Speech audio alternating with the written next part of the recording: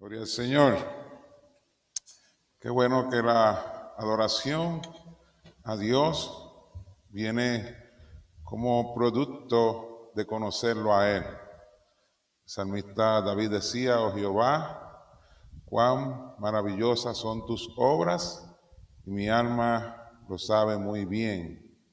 Así que cuando hay un conocimiento claro y genuino de Dios, es imposible que el hombre no le adore.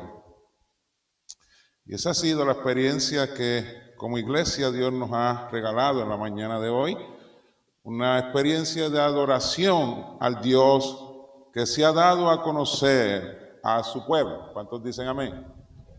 Sí, que amada iglesia, damos gloria al Señor por estar en su casa. Dice la palabra que es mejor estar un día en sus atrios que 1000 fuera de ellos. Así que usted sabe todo el bien que usted recibe solamente un día que podamos venir a la casa del Señor, pero no puede ser para ocupar un espacio dentro del templo.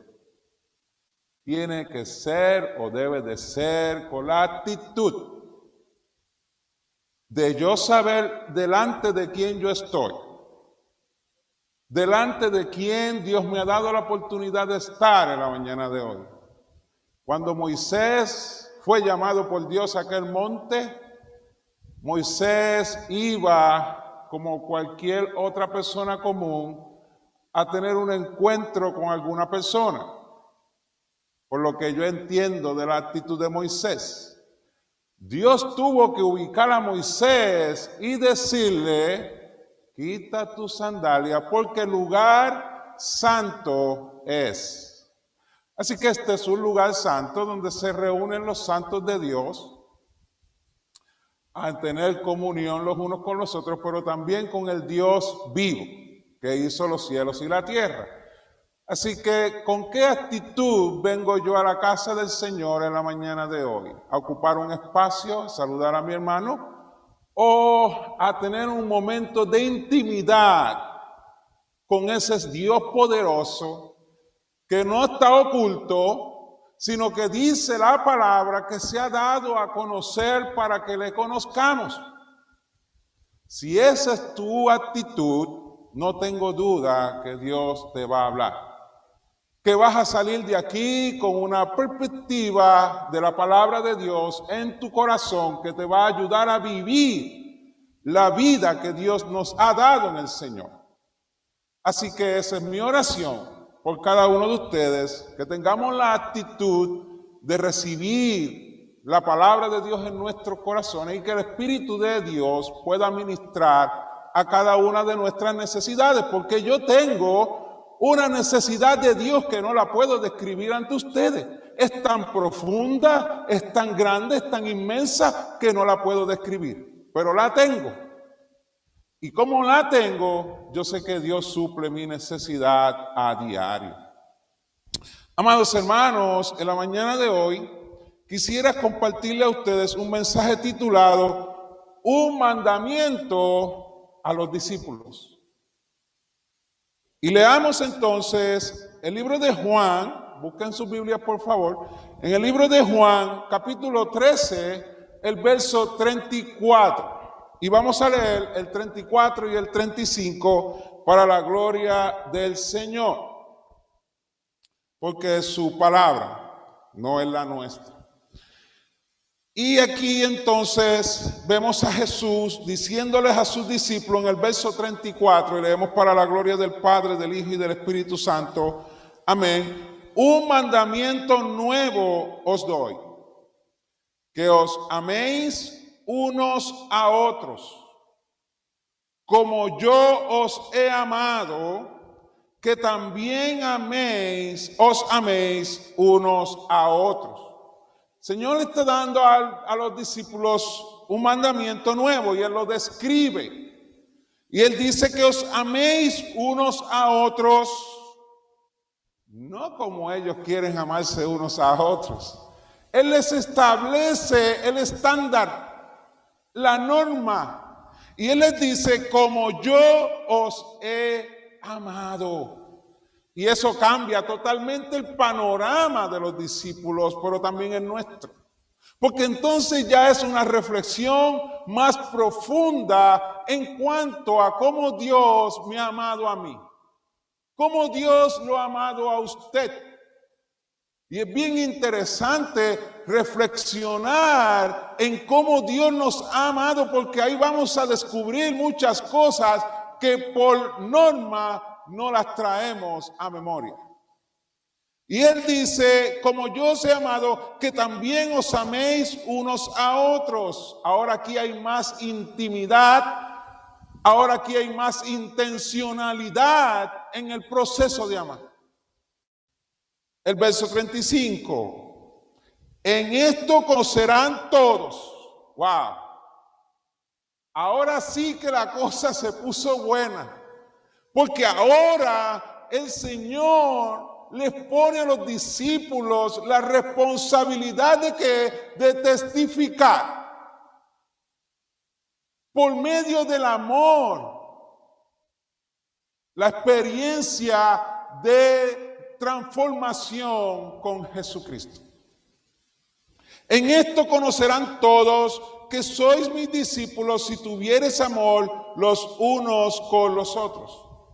Pueden sentarse, amada iglesia. Damos gracias a Dios por su poderosa palabra. Me gustaría comenzar este mensaje preguntando, y hemos tenido, ¿verdad?, la oportunidad de aprender por medio de preguntas. Y vemos a Dios y a Jesús que hacían preguntas. Pero quisiera preguntarles a ustedes, y les pido por favor que no seamos tímidos. Nos conocemos, nos amamos. No tenemos por qué decir, pero es que a nadie le importa la pregunta que yo... Esa pregunta a nadie le importa si yo soy o no soy. No, es bien importante que usted nunca niegue quién es. ¿Quiénes se consideran discípulos de Jesucristo? ¿Puede alzar su mano? ¿Quiénes se consideran discípulos de Jesucristo? Los que no levantaron la mano no lo son. Ok.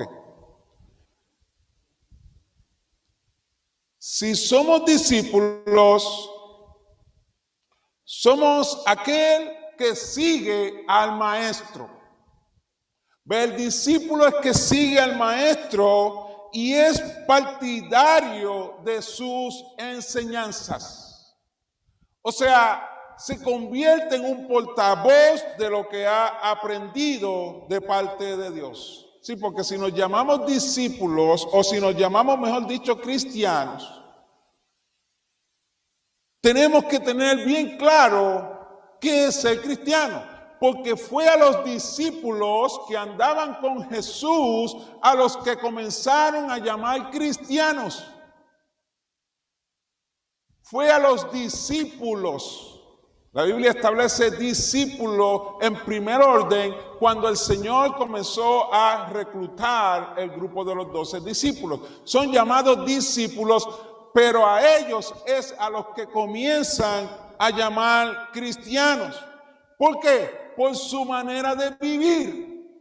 Eso fue lo que creó entonces la expectativa de los que lo veían. Entonces dijeron, estos son cristianos.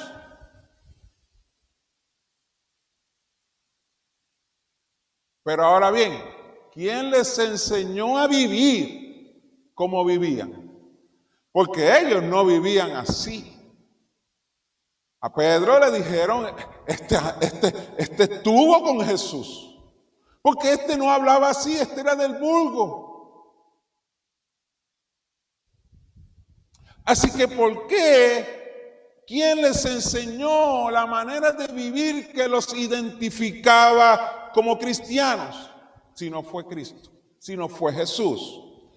Así que los discípulos les llamaron cristianos porque aprendieron. Escuche bien, aprendieron. Por eso es que es necesario que no se nos olvide que somos discípulos. Porque el discípulo tiene una actitud. que lo lleva a ser cristiano. ¿Ve? Aprende del maestro y eso lo lleva a vivir como Cristo. Pero es su actitud la que lo lleva a aprender del maestro, que es Cristo. Así que usted se considera discípulo,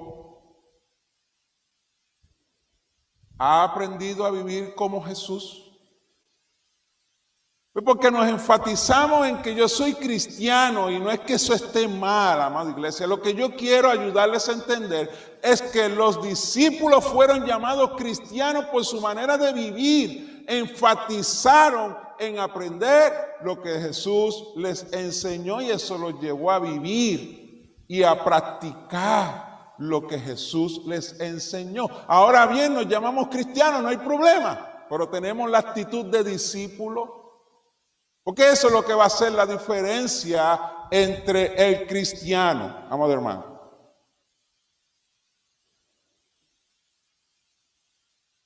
Pues este mandamiento antes leído, a los que alzaron la mano y también a los que no se atrevieron, ese mandamiento va dirigido a usted, de amarnos unos a otros como Dios nos ha amado. Y a mí me gustaría enfatizar en varios puntos que este texto trae, el verso 34, y los voy a presentar como pregunta, los puntos. El primero, ¿a quiénes Jesús les está hablando? ¿A quiénes Jesús les está haciendo referencia a este texto del verso 24? La última pregunta, ¿y por qué Jesús entendió necesario? Escuche bien. Y cuando digo necesario es que no se puede evitar. Es necesario. No se puede evitar ni postergar. Jesús debía enseñarles esto. ¿Por qué Jesús entiende necesario exponer ante ellos dicho mandamiento? Que os améis unos a otros, pero como yo os he amado. Y cuando usted empieza a leer el capítulo 13 de Juan, eso es una conversación bien importante que Jesús está teniendo con sus discípulos, porque prontamente Jesús iba a ser crucificado. Así que esa conversación que Jesús está teniendo con ellos era necesaria. Pero a su vez era sumamente importante que la tuviera con ellos. Y en el desarrollo de esta conversación o diálogo, cuando llega a Juan 13:33, la parte A, Jesús se refiere a ellos. Ven, en el desarrollo, Jesús le está conversando, le está dialogando ciertas cosas importantes acerca de su partida, de su crucifixión, que ya estaba llegándose el tiempo en el cual él iba a morir por los pecados de los hombres. Pero cuando llega al verso 33, en la parte A, si lo pueden buscar por favor, mire cómo Jesús se refiere a sus discípulos. Y esto es bien importante para la iglesia. Y yo espero que usted lo considere así. Él le dice a ellos, hijitos. Es una palabra bien íntima. Es una palabra de familia.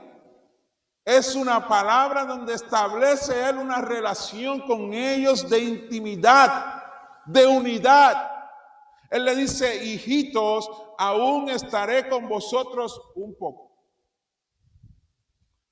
La palabra utilizada aquí por Jesús, hijitos, es bien clave en la descripción a quienes Él le está hablando. Es bien clave en esa descripción a quienes Él le está hablando. Porque este término implica y hace referencia a una sublime. Escuche bien la palabra sublime, es algo bonito, es algo precioso.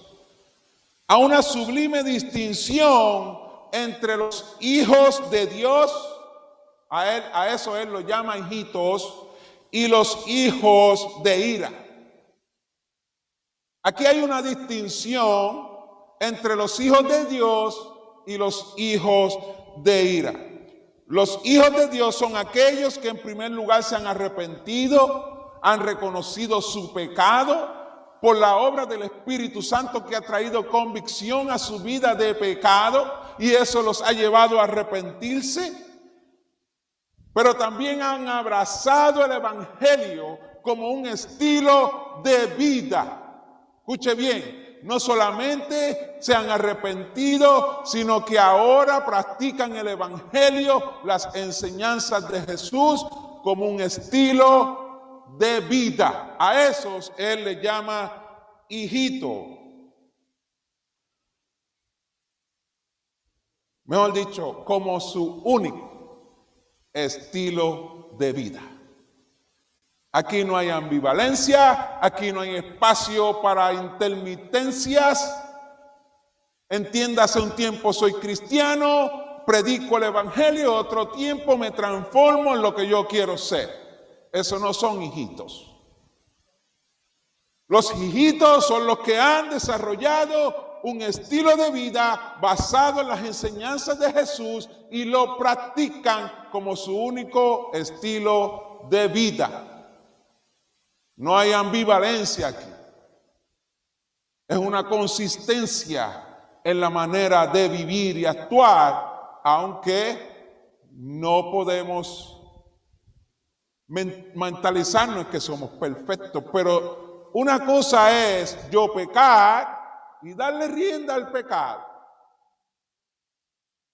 que se siga manifestando, o uno pecar y arrepentirse delante de Dios. Ve, David pecó y pasó el tiempo y tuvo que Dios enviar al profeta Natán para confrontarlo. Y ahí es que David dice que, ¿qué? No, el que hizo eso, dime quién es, que voy rapidito a yo tomar cartas en el asunto. Sí, ese eres tú. Ahora es que David entiende que había pecado. Ahora, ¿cuánto tiempo había pasado? ¿Cuánto tiempo había pasado? Y Dios dándole espacio a David a ver si se arrepentía. Porque una cosa sí yo sé, que Dios en su misericordia, como se acercó a Adán, también se acercará a nosotros para darnos una oportunidad de que no nos perdamos. Y David ahí fue que reconoció las consecuencias, las conocemos por la palabra. Como nuestro único estilo de vida, siendo este proceso uno de regeneración o nuevo nacimiento en Cristo Jesús. Por lo cual, estando en Cristo, la palabra de Dios establece que somos partícipes de una naturaleza divina. Yo no sé si usted comprende esto bien, pero es algo maravilloso a lo que Dios nos ha invitado a vivir. Es una naturaleza divina por la operación del Espíritu Santo de Dios que mora en aquel que se ha arrepentido de sus pecados y ha hecho del Evangelio su estilo de vida. Miren lo que dice Romanos 8, el verso 11. Y dice así la palabra del Señor: y si el Espíritu de aquel que levantó de los muertos a Jesús mora en vosotros, el que levantó de los muertos a Cristo Jesús, escuche bien, vivificará, dará vida, fortaleza también a vuestros cuerpos mortales. Vea que hay una obra maravillosa, sobrenatural, que se está dando en los hijitos. Por su Espíritu que mora en vosotros. La obra del Espíritu Santo en el cristiano es sumamente importante para su regeneración. Y esta es la naturaleza divina de la cual participamos ahora en Cristo. Ahora bien, si ese hijo o hija de Dios o hija de Dios una vez viene a Cristo en arrepentimiento y es lavado con la sangre del Cordero de Dios, que dice la palabra que quita el pecado del mundo, es casi imposible que vuelva atrás. Cuando esa persona ha sido lavado con la sangre del Cordero de Dios, que quita el pecado del mundo, porque se ha arrepentido genuinamente, es casi imposible que vuelva atrás. Que pueda volver al mundo de pecado, sino que su vida es limpiada del mismo y ahora anda conforme a Dios y a su santa palabra. Primera de Juan 3:9 dice, todo aquel que es nacido de Dios, ve un nuevo nacimiento en Cristo. Todo aquel que es nacido de Dios no practica el pecado, porque la simiente de Dios permanece en él y no puede pecar porque es nacido de Dios. Un texto al calce lo es Mateo 7:18. No puede el buen árbol dar frutos malos, ni el árbol malo dar frutos buenos. Por lo cual, amados, esa transformación por medio del Espíritu Santo va a reflejar en nosotros un estilo de vida piadoso. Y si no se ve ese nuevo estilo de vida en Cristo, hay que preguntarse ¿por qué? ¿Por qué en mi vida no veo los frutos dignos del arrepentimiento? ¿Por qué? Ese estilo de vida de un hijo o una hija de Dios va a reflejar santidad, apartarse para Dios, amor, separación del mundo y sus malos hábitos, va a reflejar la justicia, va a reflejar la humildad, va a reflejar misericordia. Supone que eso sea lo que la vida de uno que ha venido al Señor y ha participado de esa naturaleza divina en Cristo, refleje estos atributos. Refleje misericordia, refleje la sabiduría de Dios, entre otros pertinentes al reino de los cielos, pero manifestados a través de usted, que es un hijo o hija de Dios, al igual que este servidor. En cambio, los hijos de ira, de los cuales nosotros fuimos en un momento dado de nuestra vida, son aquellos que viven en la voluntad de la carne, y escuche bien, y de los pensamientos. Es los deseos carnales que vienen a traer pensamientos a la mente, pues esos son los hijos de ira que viven en esa voluntad. Y miren lo que dice Efesios 2:3, entre los cuales también todos vosotros vivimos en otro tiempo, en los deseos de nuestra carne, haciendo la voluntad de la carne y de los pensamientos, y éramos por naturaleza hijos de ira, lo mismo que los demás. ¿Y qué nos enseña, amado hermano y amada hermana, lo que hemos estudiado hasta el momento? Que no siempre hemos seguido la voluntad de Dios o el plan de Dios. No siempre nosotros hemos seguido la voluntad de Dios o el plan de Dios para con cada uno de nosotros. Todo lo contrario, seguíamos el nuestro con resultados nefastos, resultados que no tenían ningún valor y resultados vergonzosos. No erramos, no éramos afectuosos con nuestro prójimo. Escuche bien, no éramos afectuosos con nuestro prójimo, elegíamos a quién buscarle o a quién brindarle afecto. Yo me llevo bien con Julito, pues a Julito le brindo el afecto, pero a Tony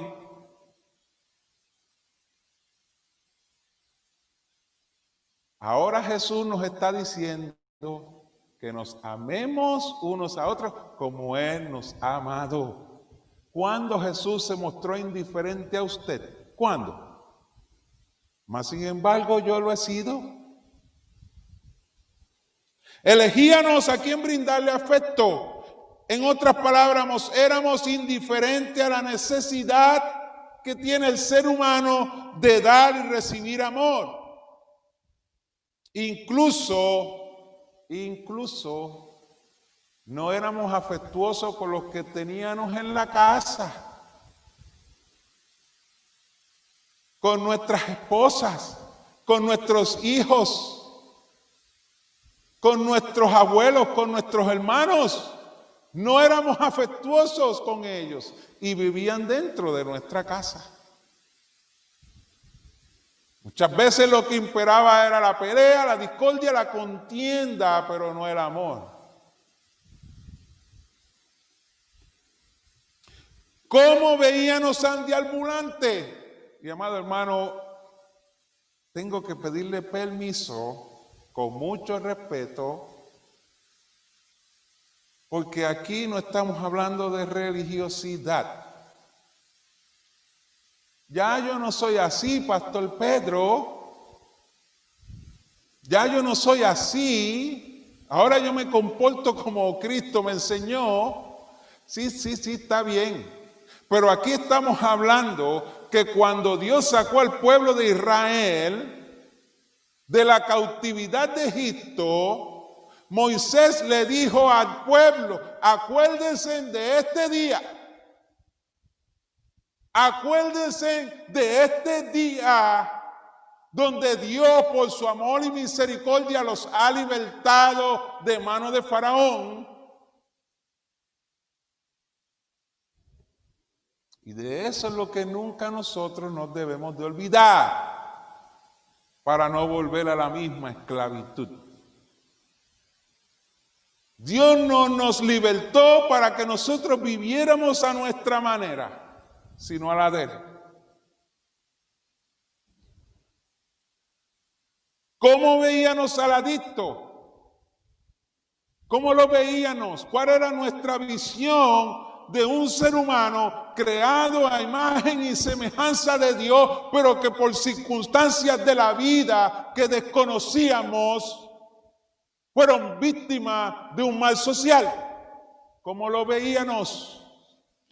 ¿Cómo veíamos al vecino que no vivía a la altura nuestra?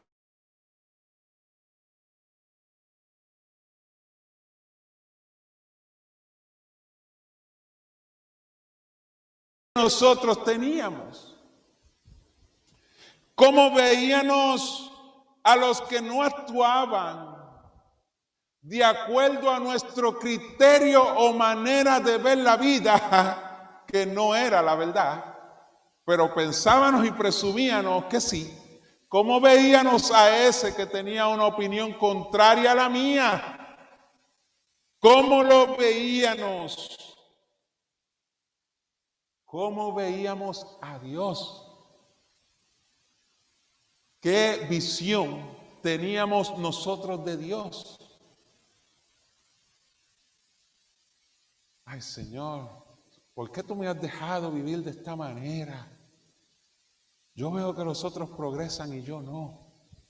Dios mío, ¿por qué a mí? ¿Cómo veíamos a Dios? Toda esta cosmovisión o definición de vida es con la que venimos a Cristo. Toda esta complejidad de la vida es como venimos a Cristo, por lo cual es altamente necesario y justo que Dios nos reformara. era altamente necesario y justo para esa nueva criatura ser reformada por Jesucristo a través de la obra del Espíritu Santo. Ahora bien, ¿cuántos quieren ser reformados por Dios a través del Espíritu Santo? Exactamente como Dios hizo con el pueblo de Israel, a quienes dio su palabra, dio sus mandamientos para ser limpiados de toda la inmundicia, malos hábitos, pecado e idolatría del pueblo egipcio con el cual se habían contaminado. Hermano, usted puede alabar al Señor, porque es que los escucho tan calladitos. Digo, estarán aquí. Si usted está vivo, adore a Dios, porque la vida que usted tiene y yo tengo es la vida de Dios, y Dios no nos la dio para que pasara desapercibida, sino para adorarlo a Él.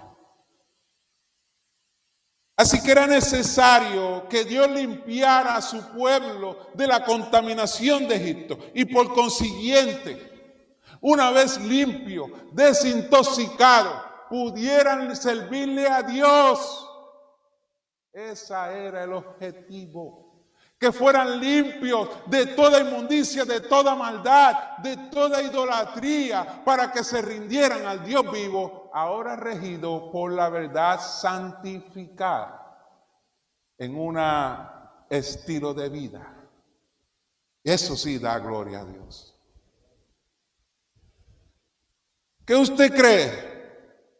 Que nosotros no hemos sido contaminados por las diferentes culturas, malos hábitos, costumbres e idolatrías de este mundo.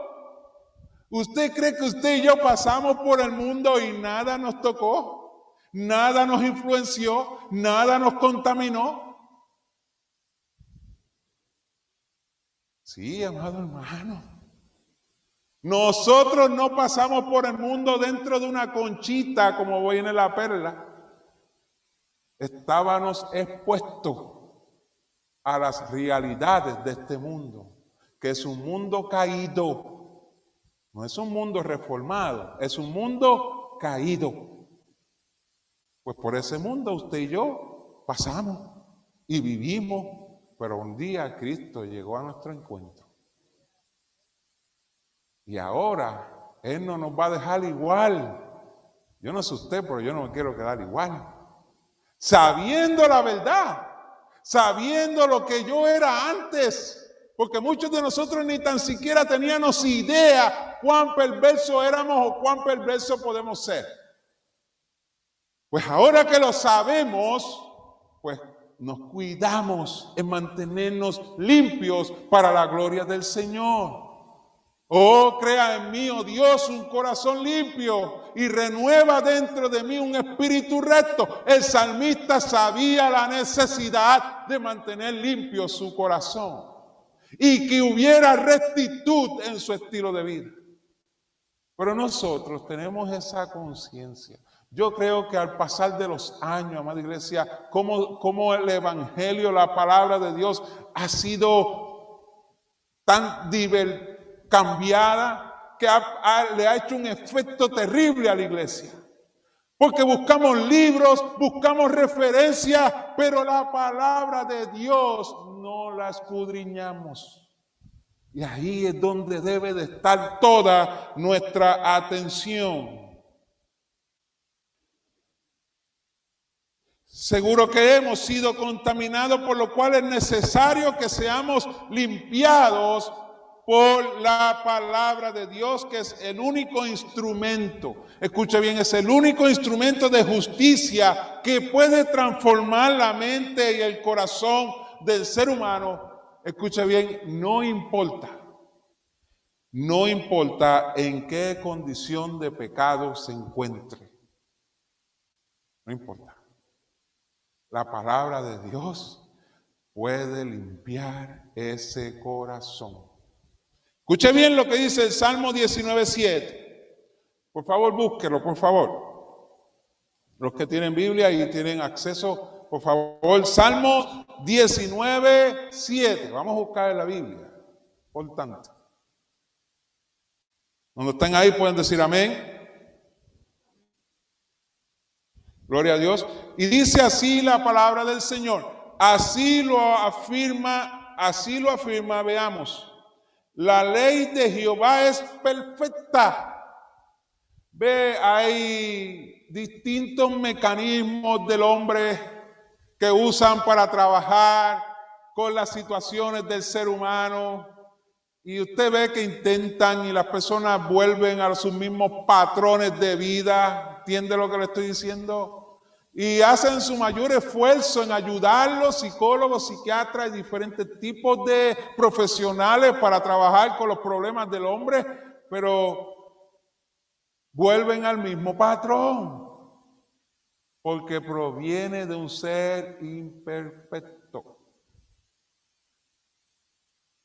No tiene la capacidad de moldear ese corazón y la complejidad del ser humano, porque no lo conoce. La Biblia dice, engañoso es el corazón, ¿quién lo conocerá?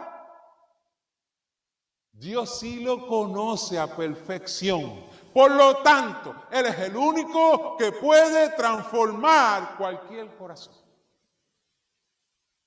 Porque Dios sí lo conoce. Pero no puede haber resistencia. Tiene que ser un corazón rendido. Y dice el texto, la ley de Jehová es perfecta que convierte el alma.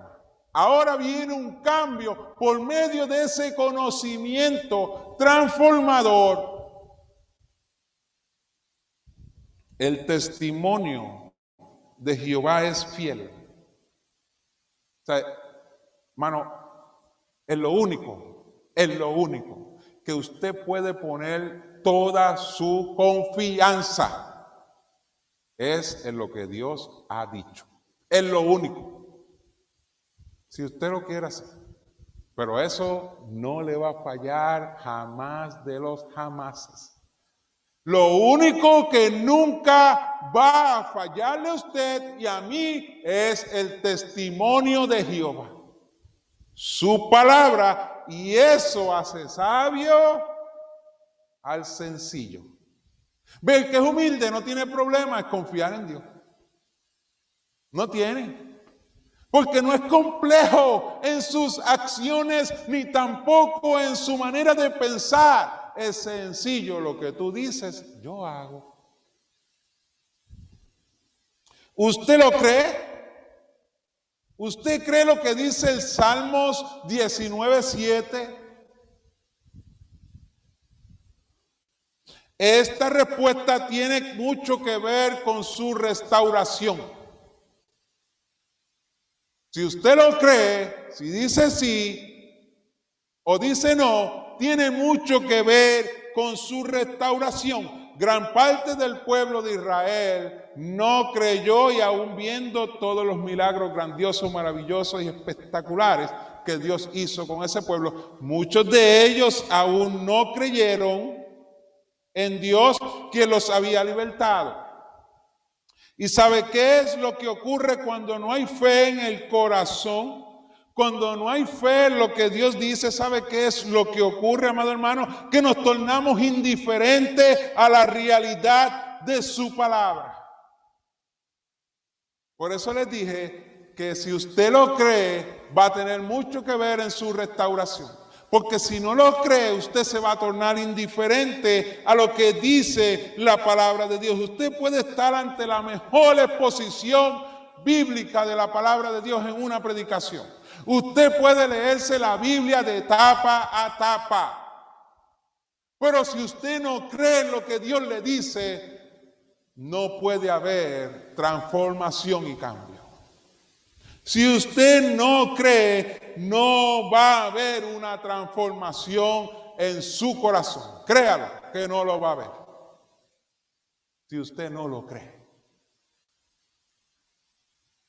Porque en lo que debemos estar atentos, en lo que nos dice el Salmo 19:7, es su poderosa palabra, la cual el Espíritu Santo revela y nos guía por medio de ella, la que transforma y cambia el alma de cualquier ser humano, no importa la condición que haya vivido. Esa alma que ha estado viciada por tanto tiempo e interactuando en un mundo caído, cuando usted y yo hacemos lo que la palabra dice, es que podemos ser restaurados. Veamos la ilustración de lo que les quiero decir a través de Gálatas 3.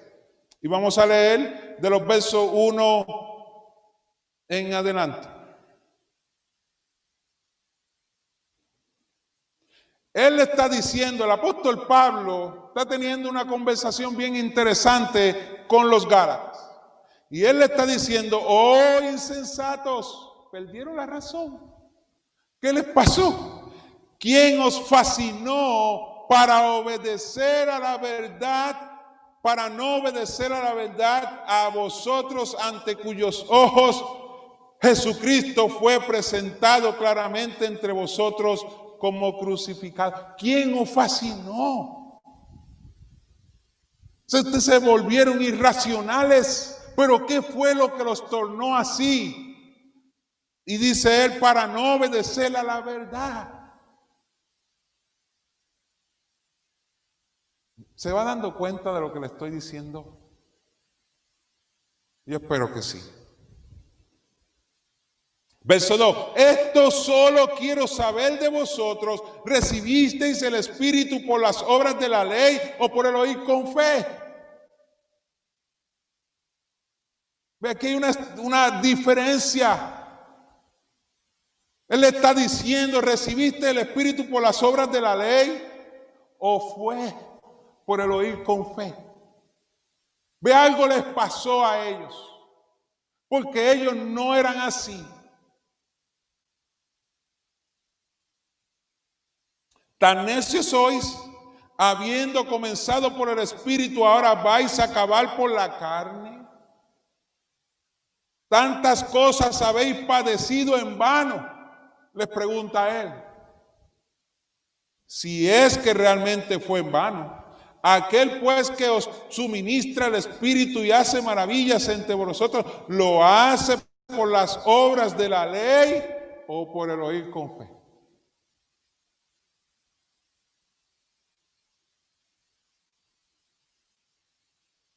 La palabra se explica a sí misma. Por lo cual yo espero que usted haya entendido lo que Pablo le dice a los Gálatas y cómo esa palabra se me describe a mí o no me describe a mí.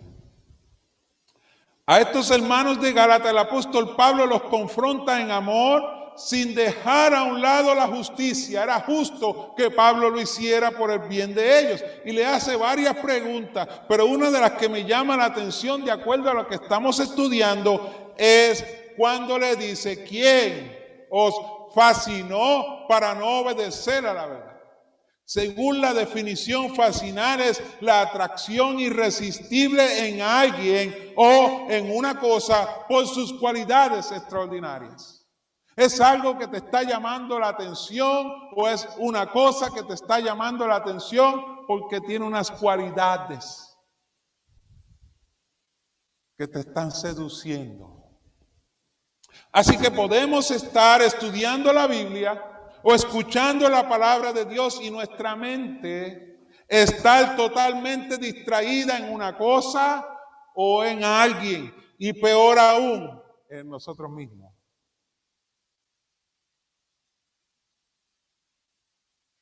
En lo que yo quiero, en lo que estoy haciendo, por lo tanto, si eso es así, no habrá espacio para la fe, que es lo que transforma el alma. La fe en la palabra de Dios. Solo estamos físicamente, pero nuestro corazón está siendo fascinado y esto obviamente impedirá que seamos transformados, y esta es la trampa que no se logra discernir, pero es el fin, que no haya crecimiento en la fe del Hijo de Dios. Ese es el fin, que usted no crezca en la fe del Hijo de Dios. la cual es vital, escuche bien, la cual es vital, la fe en el Hijo de Dios, es vital para acercarnos al mandamiento que Jesús le hace a sus discípulos, que os améis unos a otros. Y si esto usted no lo puede considerar como algo necesario como cristiano, y para vivir en el Evangelio, puede ser porque aún sigue viendo su vida como era antes. ¿Ve? Si usted no considera vital amar a su hermano como un estilo de vida en el Evangelio cual usted creyó, es porque usted está viendo su vida como era antes, donde había prejuicio, indiferencia y elegíamos a quién amar. No como es ahora, que era lo que Pablo le estaba diciendo a los Gálatas. ¿Quién os fascinó? Se apartaron de su fe. Si aún vemos a nuestro hermano de acuerdo a la condición caída, ve si aún lo vemos de acuerdo a los pensamientos de la carne, o sea, según como dice Efesios 2:3, la parte A, entre los cuales también todos nosotros vivimos en otro tiempo en los deseos de nuestra carne, haciendo la voluntad de la carne y de los pensamientos. No crea usted que podrá amar a su hermano tal y como Jesucristo nos demanda que lo haga. Por la sencilla razón que la voluntad de la carne y sus pensamientos son inclinados a la segregación. Mire cómo vive el mundo y se dará cuenta de lo que les estoy diciendo. Échele un vistazo al mundo de hoy y usted va a ver el mundo segregado, no unido. Ese es el mundo, pero no la iglesia debe estar así. Porque Jesús nos ha dado un mandamiento. Pero si vivimos conforme a los deseos de la carne y los pensamientos, vamos a practicar eso y no el Evangelio como nuestro único estilo de vida. Mire cómo vive el mundo y lo verá claramente. Y esto fue lo que Jesucristo develó ante todos, porque eso no era de ahora, eso es parte de la humanidad caída y Jesús los está develando.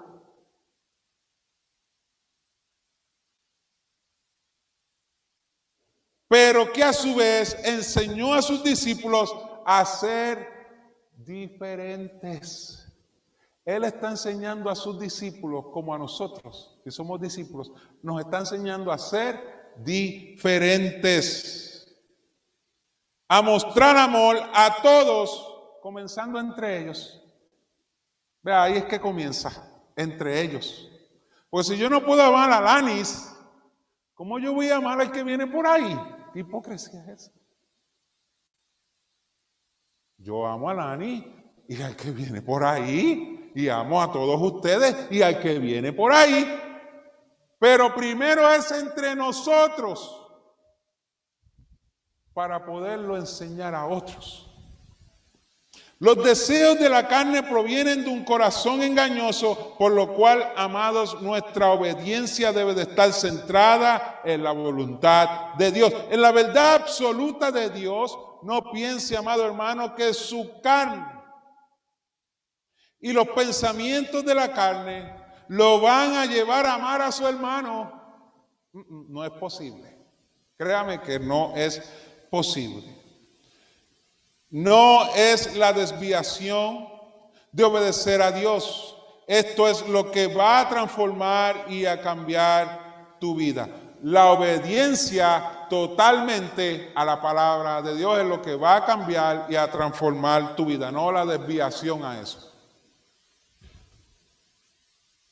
Pero lamentablemente son los deseos de la carne lo que por años han marcado el comportamiento de gran cantidad de creyentes, y yo no me excluyo, pero son los deseos de la carne y los pensamientos lo que por años han marcado el comportamiento de gran cantidad de creyentes por razones insignificantes.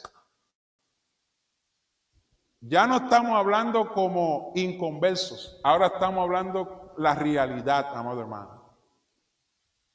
Y si usted es sencillo, la acepta. Si es religioso, no. Pero si es sencillo, la acepta porque ahora usted quiere cambiar. Ahora usted quiere cumplir con el mandamiento de todo corazón. Y Dios quiere entonces, que es el que conoce su corazón, porque yo lo estoy viendo físico nada más. Dios quiere que nosotros escuchemos su palabra con fe, con el oír con fe, para ponerla en práctica. Pero la realidad es que por años como creyentes lo que han marcado nuestro comportamiento han sido los deseos de la carne. Por cosas insignificantes, amado hermano. Se enojan unos con otros, nos tornamos indiferentes, nos dejamos de hablar. ¿Cuántos se atreven a decir amén? Nos dejamos de hablar, no nos saludamos. No, mire, pasamos por ahí y no hay un buenos días, no hay un Dios te bendiga. No nos saludamos, amada iglesia. Esperamos que nos vengan a saludar. Llegué, estoy aquí. ¿Quién viene? Eso es amor. Eso no es amor, eso es indiferencia, hermano. ¿Verdad? Llamemos las cosas como son. O sea, si yo paso por ahí, veo a Ángel, veo a Juan, ¿por qué yo no le puedo saludar? ¿Por qué? ¿Por qué no le puedo decir, Juan, Dios te bendiga, Ángel, Dios le bendiga, hermano? Luis, ellos están sirviendo, Fanny. Si usted no me quiere saludar a mí, no me salude, pero por lo menos muestre amor. ¿Sabe? Empiece a practicar quién usted es. Y si está bien que estamos ahora en distanciamiento social, pero podemos hablar. O es un pecado hablar. O nos va a dar un ticket por hablar. Hablar no nos dan ticket. Bueno, si hablamos, ¿verdad?, de una manera incorrecta, pero somos hermanos. Pero si usted entra por ahí, asegúrese de saludar a su hermano. Y obviamente cuando nos vamos, Dios le bendiga, qué bueno. Ese es el amor que Dios quiere que fluya. Ese es el amor que Dios quiere en que nosotros nos envolvamos. No lo hemos todavía contemplado en su magnitud, pero Dios quiere que entremos a esa dimensión para que veamos lo bueno que es, para que disfrutemos lo bueno que es amarnos, y el diablo nos ha robado la realidad del amor de Dios por nuestra indiferencia, por nuestro ego. Pero ese no es el evangelio. Aprended de mí, que soy manso y humilde de corazón. Ese es el evangelio que Dios quiere que practiquemos. Todos nosotros podemos tener distintas realidades sociales, pero ante Dios, ¿sabes qué somos? ¿Quién sabe? Somos hijitos. No hay hijito superior a otros. Ante Dios somos hijitos. Ve el hijo de Rafa y Vanessa, Steven, es hijitos como es sus padres. Delante de Dios, Steven tiene el mismo valor que tiene Rafa y Vanessa. Aunque sea un niño, las niñas de Elizabeth también, los de Juan también, y las de Charlene y Arnaldo también. Somos hijitos. ¿Y por qué yo quiero cambiar ese nombre y asumir una actitud de no hijitos? Como que algo especial. No es necesario, amado hermano. No es necesario. Le hace daño a la iglesia. Le hace daño a la unidad de la fe. Le hace daño a la obra de Dios en nuestras vidas. Le hace daño al inconverso que Dios quiere traer. Porque si nosotros no estamos unidos como aquel que viene, se va a quedar. Decir, eso yo lo veo en el mundo, esa es la misma segregación del mundo, esa es la misma condición del mundo. No, yo me quedo en casa aunque me pierda. ¿Usted cree que eso es lo que Dios quiere? Piense en eso, amado hermano. Son insignificantes, actitudes totalmente alejadas de la palabra de Dios, y sí, hermanos, son insignificantes, porque cuando usted ve y piensa en lo que Jesús vino al mundo,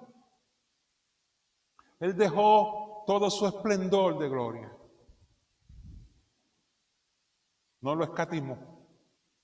Ve, ustedes lo sacan de su comodidad, que yo tengo que dejar esto para ir a servir. Jesucristo dijo, no, no hay problema, voy.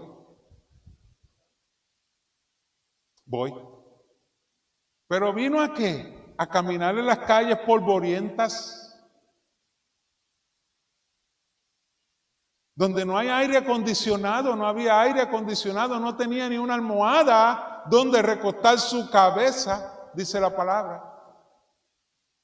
Nosotros a veces queremos muchas comodidades. ¿Y qué tal si eso cambia? ¿Estamos preparados para eso? Pero Jesucristo vino a una realidad caída, una realidad destrozada por el pecado.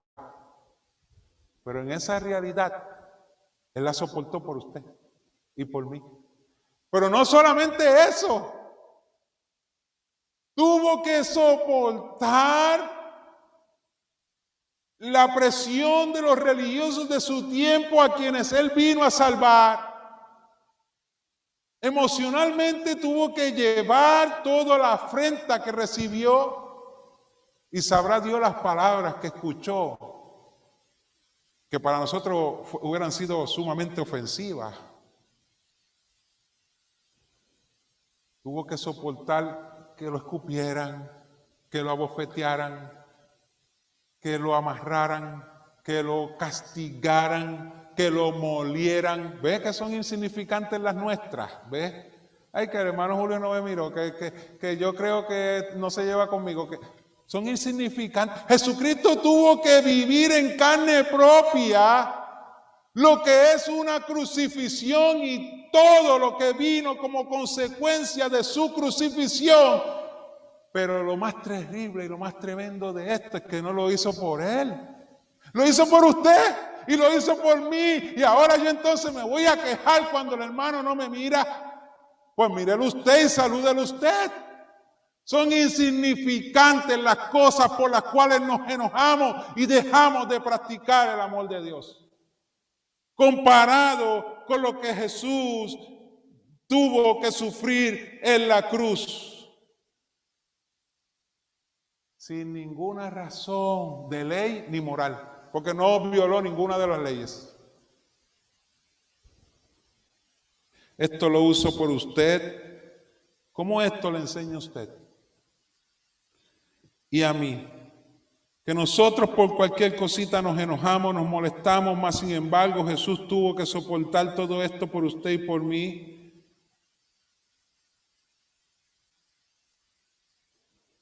Si usted es discípulo, parezcase a Él, porque no he terminado todavía.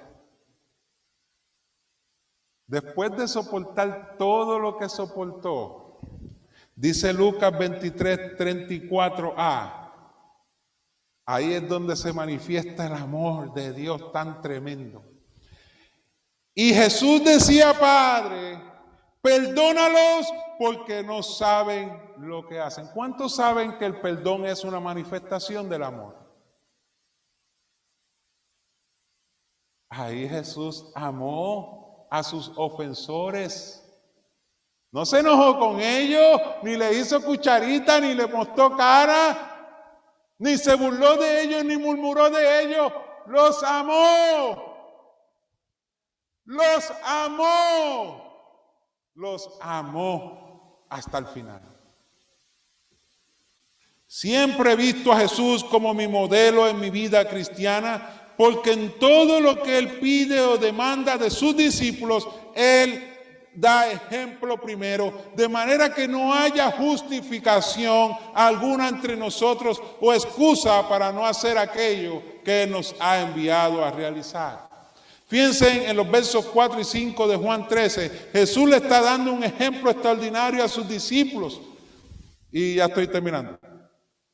Se levantó de la cena y se quitó su manto, y tomando una toalla se la ciñó, luego puso agua en lebrillo y comenzó a lavar los pies de los discípulos y a enjugarlos con la toalla con que estaba ceñido. Muchas personas le han dado distintas connotaciones o interpretaciones a este texto, pero la palabra de Dios se confirma a sí misma. Así que el acto de lavar los pies, según la palabra de Dios, en el sentido espiritual, es el efecto purificador que tiene la palabra de Dios en el cristiano. Isaías 1:16 dice: lavaos y limpiaos y quitad la iniquidad de vuestras obras de delante de mis ojos, dejad de hacer lo malo.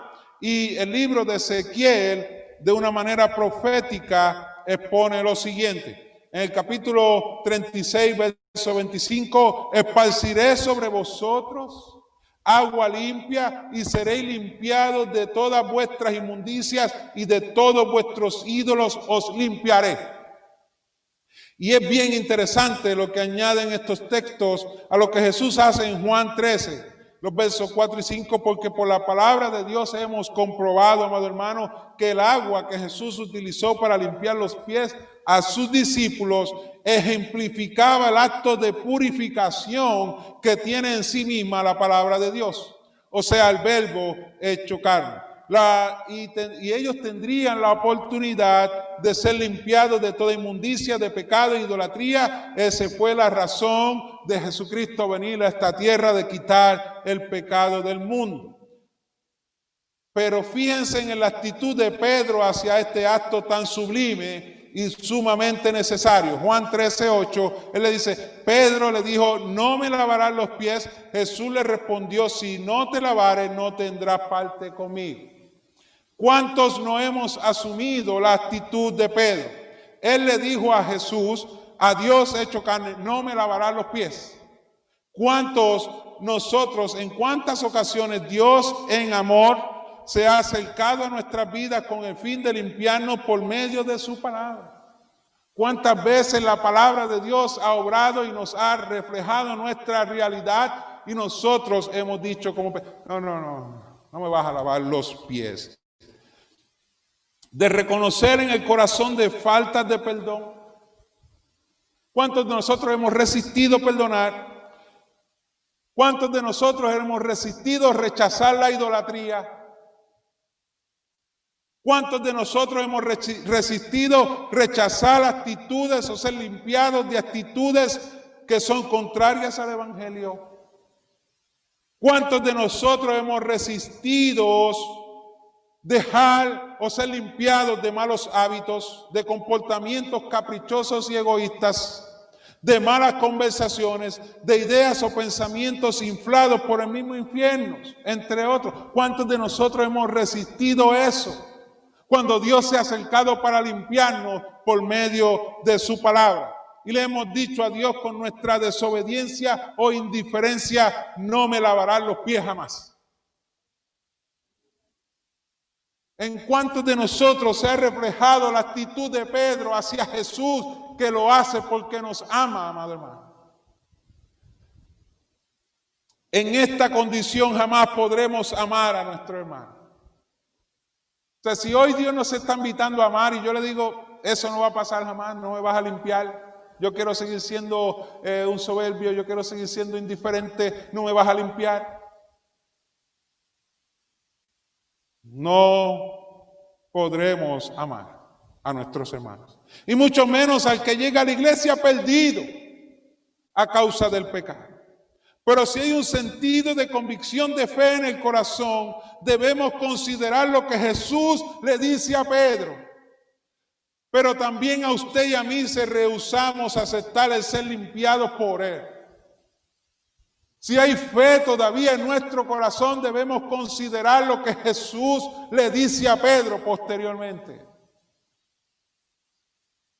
Si rehusamos a aceptar el ser limpiado. En Juan 13:8, Pedro le dijo, no me lavaré los pies. Jesús le respondió, si no te lavares, si no eres limpio de tu pecado, de tu maldad, no tendrás parte conmigo.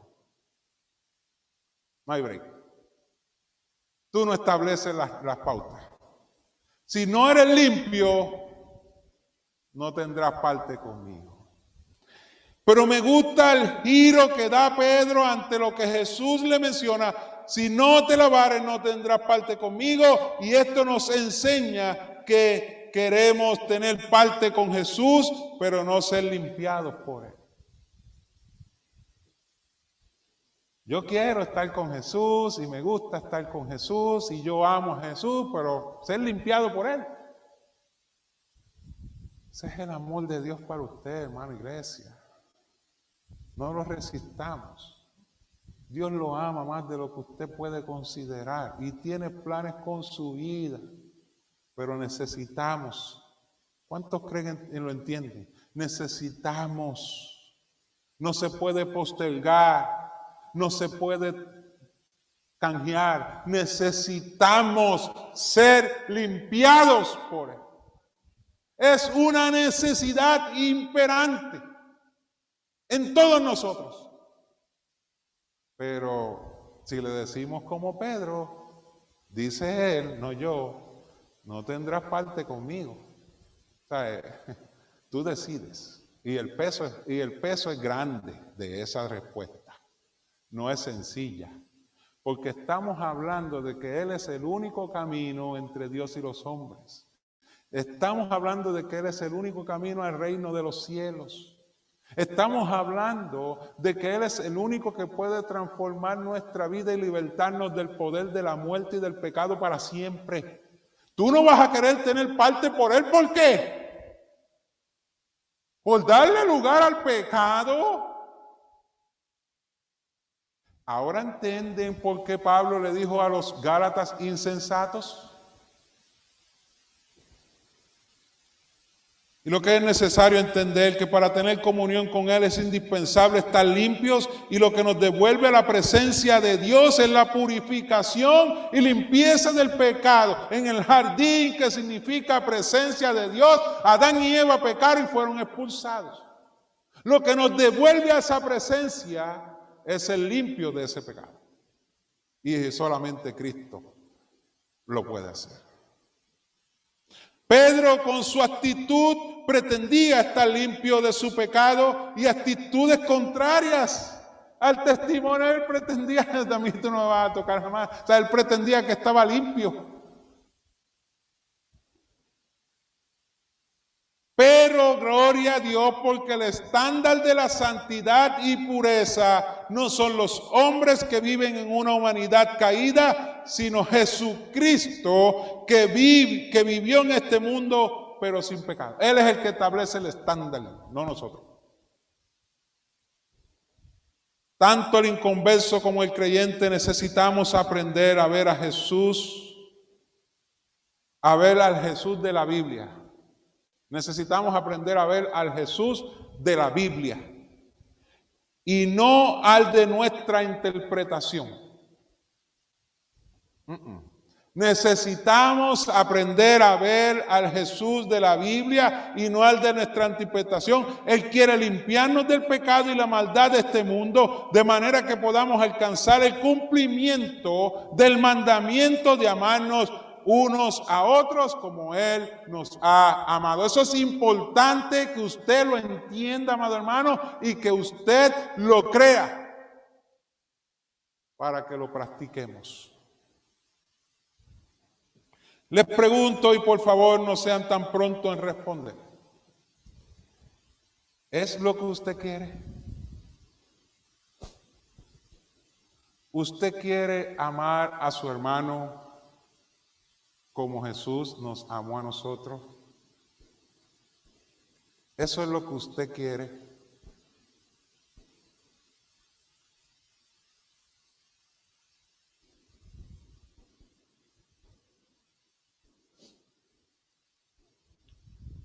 Yo hubiera dicho, amén. Sí, Dios, gracias por limpiarme de toda indiferencia, de toda segregación de este mundo, de toda falta de amor, porque no tengo excusa para amar.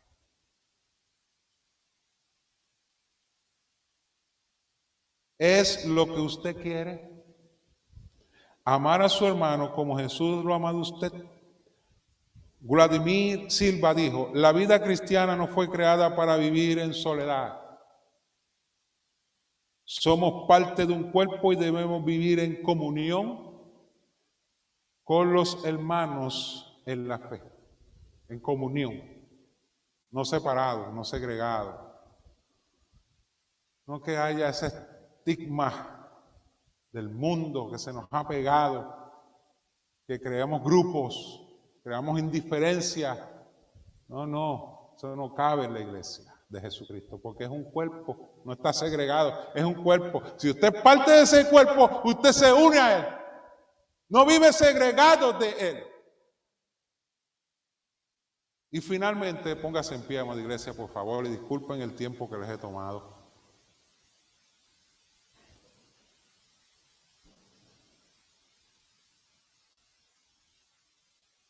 Y comunión es igual a unidad, por lo cual no puede haber unidad si no hay amor. Comunión es igual a unidad, y no puede haber unidad si no hay amor. Juan 17:21 dice,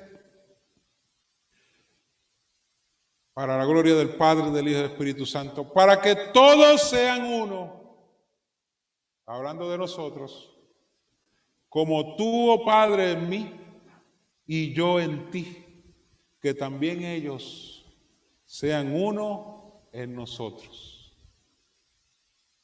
para que el mundo crea que tú me enviaste. Hay un peso de gloria en su palabra. Y es oportuno que como cristianos lo asumamos, porque ese es el Evangelio. Es la vida de Cristo. La que quiere, nosotros vivamos para el beneficio del mundo a quien Él vino a salvar, de quienes nosotros éramos uno. Amén, iglesia. Dejamos con todo el amor del Señor. Gracias. Vamos a orar juntos, por favor. Señor, te damos gracias por tu poderosa palabra, la cual es divina, es sublime, es preciosa, pero también nos lleva a la reflexión en amor. Te ruego, Dios, que no salgamos iguales como entramos, que los corazones duros tú los hayas, Padre, tocado con tu palabra y nos hayas ayudado, Señor, a entender lo importante de amarnos unos a otros y así poder ser transformados, Padre, por tu palabra.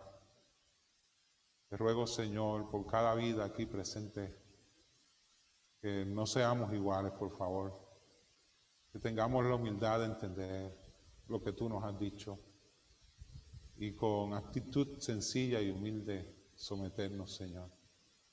Gracias, Padre, porque tu palabra es hermosa y es el agua limpia que nos puede limpiar. Solamente esa agua nos puede limpiar y transformar. Ahora, Señor, te doy gracias por todas las personas que estuvieron aquí y conectadas por medio de Zoom a este mensaje de tu palabra, que ellos también hayan sido impactados por tu palabra y el obrar del Espíritu Santo.